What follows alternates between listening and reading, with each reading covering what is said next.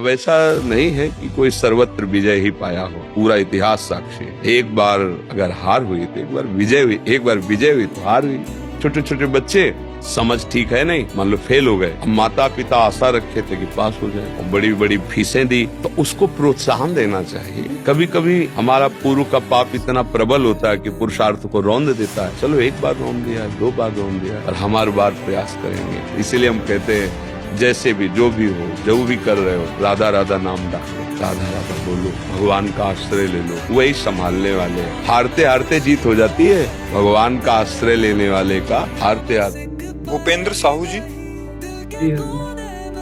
श्री हरिवंश महाराज जी, आपके चरणों में कोटि कोटि प्रणाम। महाराज जी, संसार के कार्य जैसे पढ़ाई करते समय उसके परिणाम के प्रति आसक्ति हो जाती है, उसको भजन बनाने में अत्यंत कठिनाई का सामना करना पड़ता है। महाराज जी क्या? हाँ, सबको होता है, हमारी पढ़ाई नहीं, सबको होता है। अपने अपने कार्य में सफलता प्राप्ति की सबको इच्छा होती है। जो जिस कार्य में, किसान तो अपनी खेती को अच्छा से अच्छा भजनानंदी अपने भजन का, सबको होता है कि हम जिस कार्य में हैं, जिस मार्ग में हैं, हमें सफलता की प्राप्ति हो। पर जरूरी नहीं कि सबको सफलता मिल ही जाए। इसीलिए भगवान ने कर्मयोग में एक श्लोक लिखा है, सुख दुखे समय कृत्वा लाभा लाभो जया जयो। यदि तुम वास्तविक भजन करना चाहते हो तो सुख और दुख में समान भाव वाले बनो, जय और पराजय में समान भाव वाले बनो, लाभ और हानि में समान भाव वाले बनो। ये तो बड़ी कठिन बात है कि हम साल भर पढ़ें और परिणाम उसका पराजय आया और हम शांत रहें। ये सामर्थ्य भजन से मिलती है, ये सामर्थ्य भगवान की शरण से मिलती है। नहीं तो सबको जय में आनंद का और पराजय में शोक का अनुभव होता है। लेकिन भगवान की भक्ति का जब प्रकाश होता है तो उसके लिए शत्रु मित्र समझान, मान मान अपमान सम, दुख सुख लाभ न हान।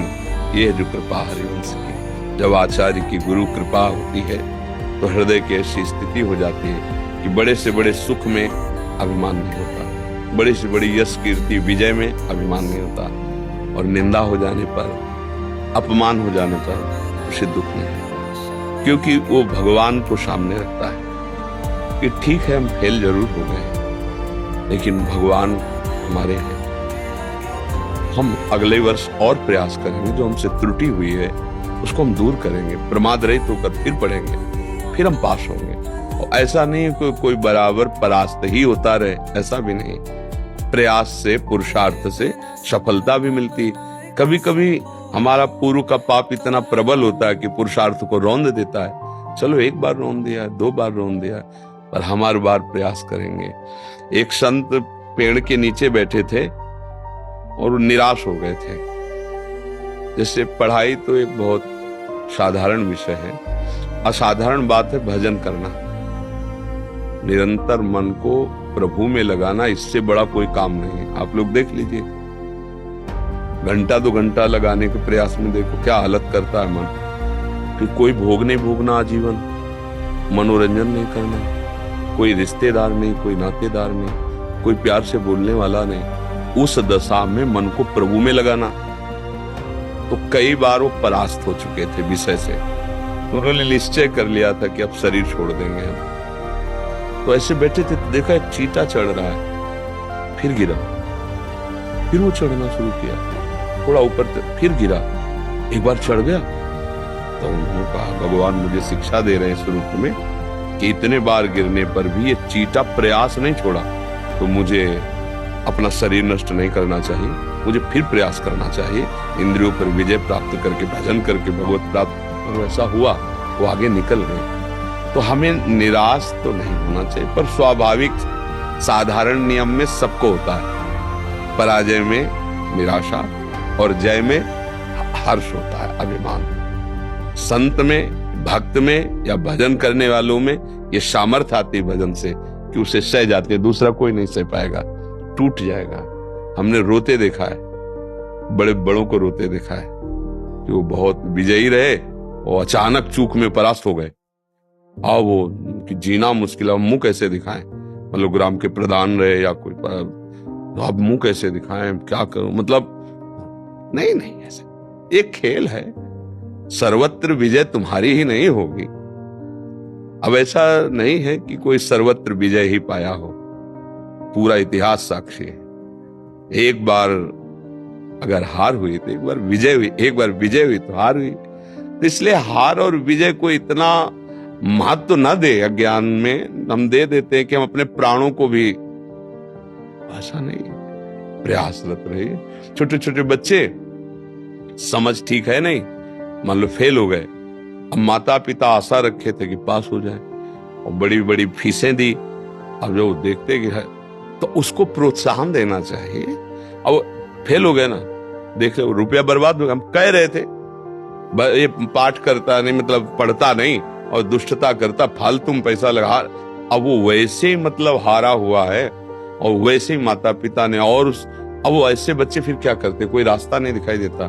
चार उनके मित्र वो पास हो गए, घर में आता है तो क्लेश, बाहर जाता है तो जलन, तो लगता है फिर उसको एक ही रास्ता दिखाई देता है। ऐसा नहीं होना चाहिए, बच्चों को बलवान बनना चाहिए। एक बार हार गया कोई बात नहीं, फेल हो गया, मैं और मन लगा के पढ़ो, और माता पिता को प्रोत्साहन देना चाहिए, कोई बात नहीं, और हम अच्छा ट्यूशन लगवाएंगे और प्रयास करेंगे। अब बिल्कुल उस समय उसको संभालना है, पर अज्ञानी जो माता पिता होते हैं उसको ऐसा तोड़ देते हैं कि वो फिर एक ही रास्ता उसको लगता है। अब वहां मित्र उपहास करते हैं, स्कूल जाता है तो मित्र उपहास करते हैं कि मैं तो अगले क्लास में चला गया, पास हो गया, ये तुम फेल।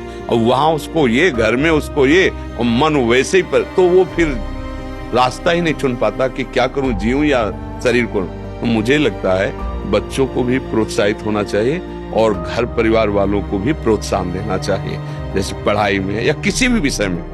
मान लो पति है, व्यापार नौकरी कहीं हानि हो रही, पराजय हो रही, तो पत्नी को चाहिए प्रोत्साहन देना चाहिए। कहीं एक दूसरे का संग इसीलिए मिला है कि हम एक दूसरे को संभाल के उठावें, पर होता उल्टा है कि जब हम पराजित हो जाते हैं तो हमारा सब साथ छोड़ने लगते हैं, तब हम निराश हो जाते हैं। तब उस समय एक साथ पक्का रहता है भगवान का, अगर वो साथ ले हो तो बाजी जीत जाओगे, अगर वो साथ नहीं तो फिर निराशा आ जाती है, फिर निराशा आ जाती है। इसलिए हम कहते हैं जैसे भी, जो भी हो, जो भी कर रहे हो, राधा राधा नाम डालो, राधा राधा बोलो, भगवान का आश्रय ले लो, वही संभालने वाले।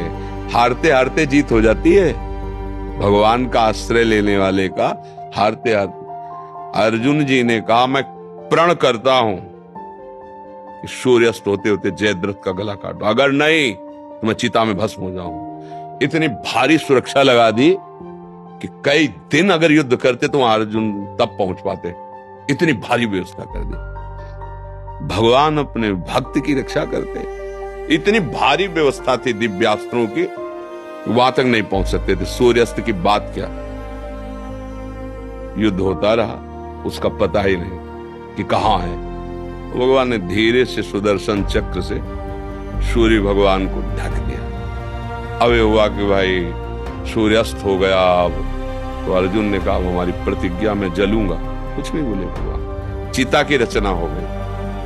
जब चिता की रचना हुई तब उन लोगों को खुशी हुई ना कि अब तो मर नहीं जा रहा, चलो देख ले, चलते हैं। आ गया सामने निकल के सब, जयद्रथ भी सामने आ गया। भगवान ने सुदर्शन चक्र हटाया, कहा अर्जुन अभी तो सूर्य है सामने, जयद्रथ बात बल गई।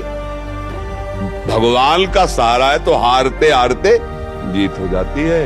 इसलिए भगवान का सहारा लो और नाम जप करो, वो बड़े कृपालु।